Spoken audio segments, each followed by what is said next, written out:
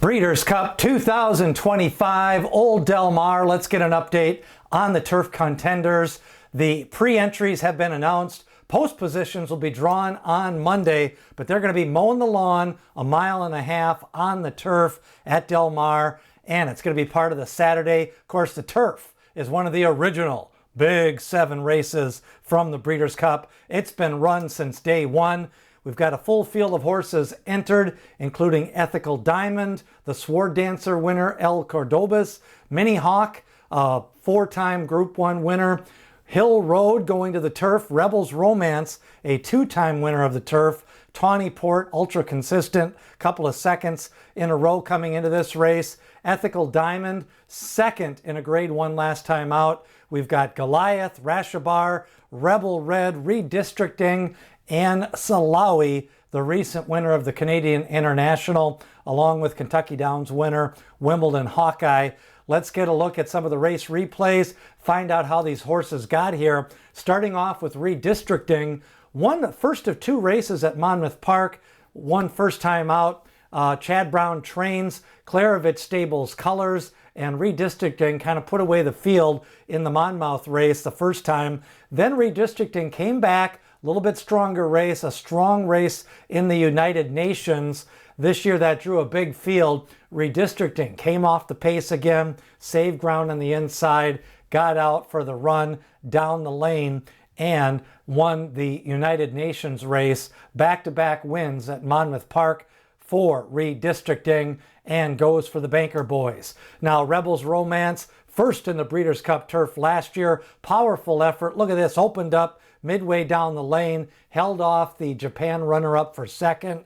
Rebels Romance, a 2-time winner of the turf, going to go for 3 turf races, going to try to win this one. He won his prep race. That was in New York in the Joe Hirsch Turf Classic. Last time out, was a big favorite that day. Small field, took advantage of kind of the slower pace, powered away to the victory. So Rebels Romance, multiple Group 1 wins, multiple graded stakes wins, coming in here in top form for the turf as an older horse for Rebels Romance. Now he comes in 29 starts, 20 wins. He'll be the heavy favorite. 5 for 7 this year, 5 for 6 last year, and over $14 million in earnings for trainer Charlie Appleby. Now, Minnie Hauk adds some class to the race. Let's go back to the Yorkshire Oaks. Aidan O'Brien trains. This one wearing the purple silks, running away from the field, has multiple Group 1 wins this year, kind of spaced out her campaign, ran in the arc the last time out. Minnie Hauk could be able to give Rebels Romance a battle down the lane. They both have similar styles to try to get open at the top of the stretch. Now, El Cordobes, first in the Sword Dancer, third in the Turf Classic. Let's go back to the Sword Dancer. A little bit of a price that day, non-favorite. El Cordobes likes the distance, 1.5 miles, good distance for him. He adds a little bit of depth to this field and a previous graded Group Stakes winner in El Cordobes. Now, Rebel Red, let's go back to Churchill Downs, the Chorleywood Stakes, and Rebel Red motoring down the lane on the outside. He got last run, and, he ended up running in some other big races, but the Chorleywood was his coming out party. He's a one-eyed horse. He'll be a popular horse at the windows. Rebel Red goes in the turf race, part of the big card of racing on Saturday. Now, Silawi was a winner last time out of the Canadian International. This was at Woodbine. Again, kind of opened up on the lead. They started coming after him. Tawny Port comes to the inside, but Silawi holds off in the final strides, defeating Tawny Port in the Canadian International. Silawi will try to make it 2 wins in a row in the turf after winning first place in the Canadian International. Now, Tawny Port, ultra consistent, no wins in 2025. Second in the Turf Cup at Kentucky Downs, second at Woodbine to Silawi. He was second in the Bowling Green, looking for that first win. He'll be a price. He likes the 1.5 mile distance, and he's competed in a lot of big races in his career for Tawny Port. Wimbledon Hawkeye comes in off a win in the Nashville Derby. He's a 3-year-old, going to be taking on older horses, going 1.5 miles. A few 3-year-olds have won on the turf, but a lot of years it tends to be the older horses. Wimbledon Hawkeye at least has a recent win and good recent form, winning on the demanding, challenging course at Kentucky Downs as a 3-year-old. A winner in Germany, German stout pedigree, 8 wins and 16 starts, won the Grosser Grand Prix, grade 1 last time out, ran in France last year.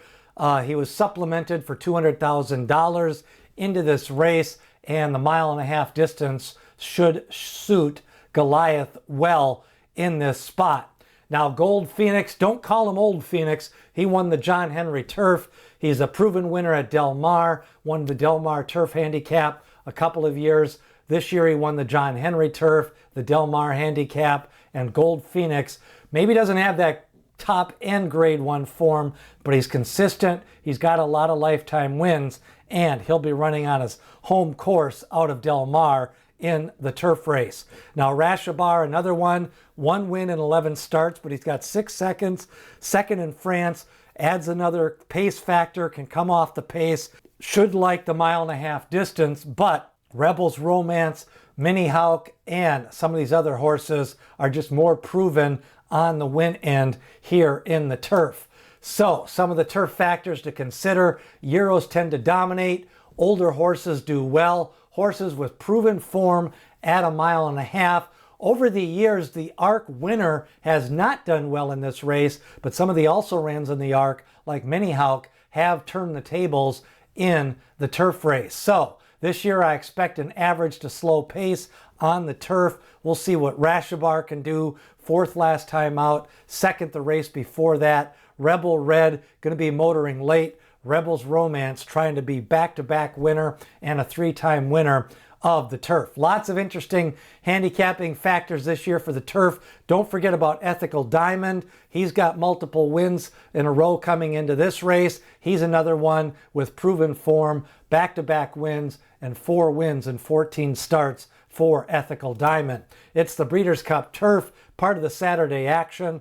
Like, share, and subscribe. Who do you like in the Breeders' Cup Turf? Leave a comment. And remember what D. Wayne Lucas always said, and especially in the Breeders' Cup, you can have lots of opinions. We've got preview videos up of the Classic, the Juvenile, the Sprint, the Juvenile Fillies, and more. Keep on watching for more updates.